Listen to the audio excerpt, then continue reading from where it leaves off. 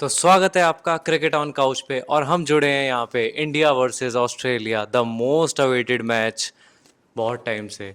तो हम जुड़े हैं यहाँ पे हिमांशु चौहान के साथ और बात करेंगे इस मैच के कवरेज के बारे में जिसमें खेलने वाले हैं दो महादिग्गज विराट कोहली और रोहित शर्मा। तो हिमांशु कैसे हैं आप? जी मैं बहुत बढ़िया। आप कैसे हैं? जी मैं बहुत बढ़िया।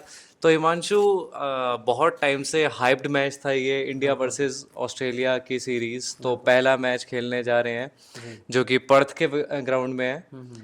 तो हिमांशु जानते हैं आपसे इस बारे इस जो विकेट है पर्थ का विकेट है ये किस तरीके से खेलता है?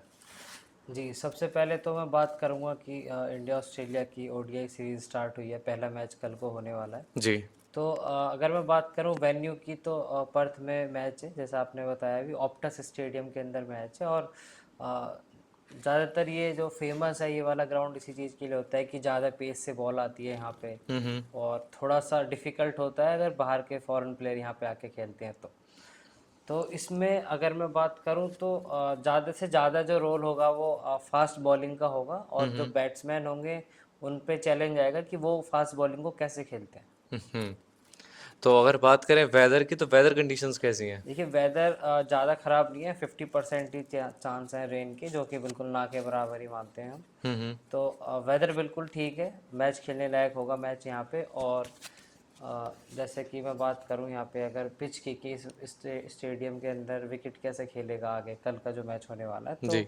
मैं बात करूँ अगर यहाँ पे बैटिंग की तो अभी तक के जितने भी मैचेस यहाँ पे हुए हैं 50 ओवर में, उनमें एवरेज स्कोर लगभग 250 या 255 इतना ही रहता है।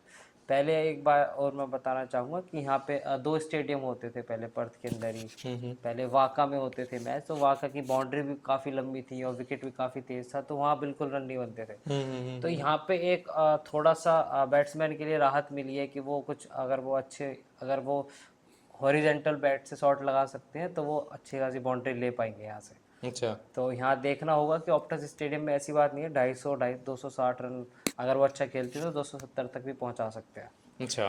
जी। तो अगर बात करें इसी विकेट पे बॉलिंग की तो आपने कहा जैसे कि पेसर्स को मदद मिलती है तो क्या जी स्पिनर्स के लिए इस विकेट पे कुछ नहीं है अगर हम? देखिए अगर मैं बात करूं पुरानी तो यहाँ पे जो पिछले मैच हुए हैं, जितने भी मैचेस हुए हैं उनमें से मात्र 20% जो स्पिनर है उन्होंने विकेट ले पाए हैं। हम्म। और दूसरी बात करूं तो 80% पेसरों का यहाँ पे ज़्यादा दबदबा रहा है, 80% विकेट यहाँ पे पेसर्स लेते हैं। पेसर्स को मिलते हैं। जी पिछले अगर मैं पूरे रिकॉर्ड की बात करूँ तो ऑब्वियसली पेसर्स के लिए मदद होगी। स्पिनर्स का रोल होगा यहाँ पे कि क्या वो कम इकोनॉमी रेट से वो बचा जाते हैं, बच के निकल सकते हैं, एक दो विकेट ले जाएंगे तो वो काफ़ी बेनिफिशियरी होगा उनकी टीम के लिए। अच्छा।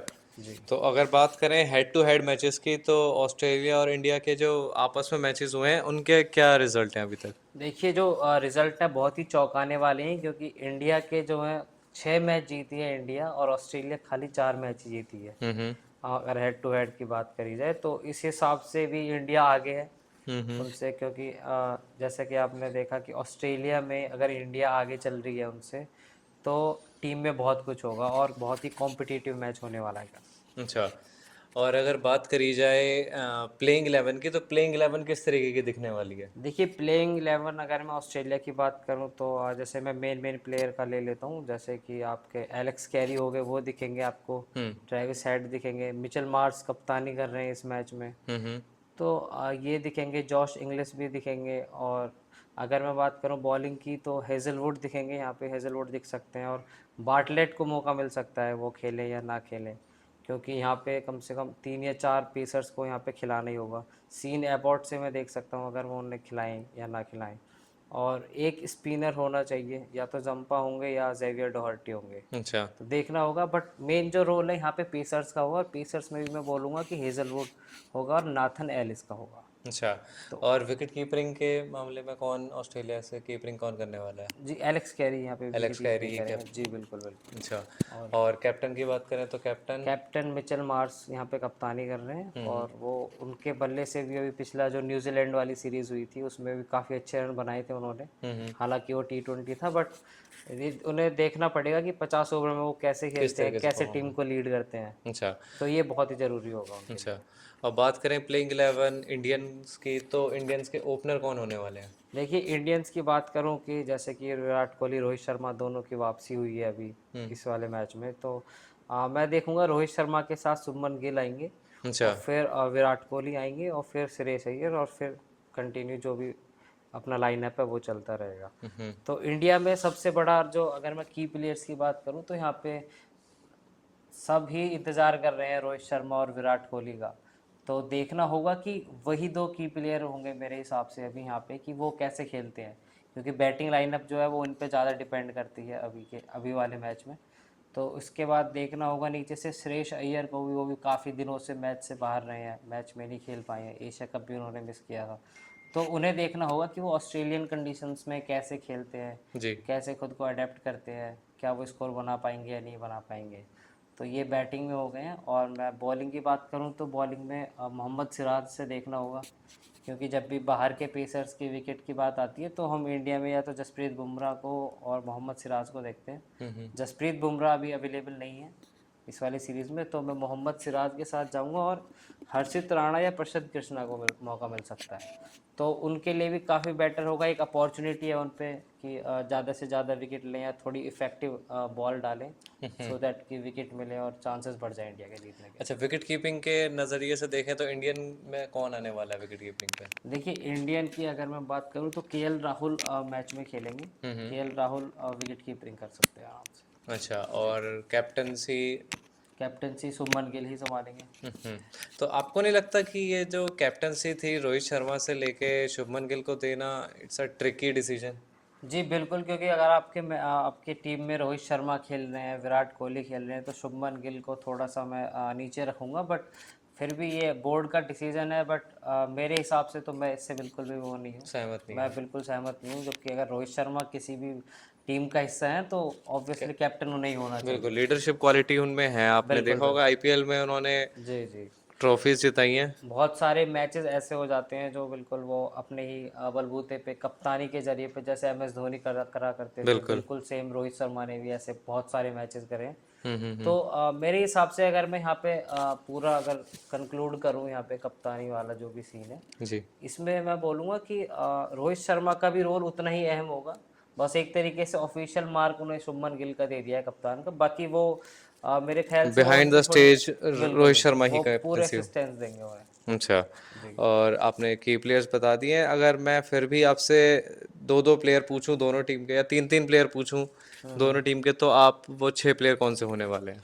देखिए ट्रेविस हेड से मैं देखना चाहूँगा, अगर वो जल्दी आउट हो जाते हैं तो इंडिया के लिए बहुत ही अच्छा होगा, क्योंकि ट्रेविस हेड का पुराना रिकॉर्ड है इंडिया के साथ कि वो जब भी आते हैं इंडिया के अगेंस्ट वो रन बनाते हैं। बिल्कुल। तो ट्रेविस हेड की प्लेयर हो सकते हैं, या तो वो रन बनाएंगे या वो जल्दी आउट हो जाएंगे। ठीक है। और हेजलवुड को मैं देखना चाहूँगा एज ए की प्लेयर, क्योंकि उनकी जो बॉलिंग है वो काफ़ी इम्पैक्ट करेगी इंडिया के पूरे बैटिंग लाइनअप पे।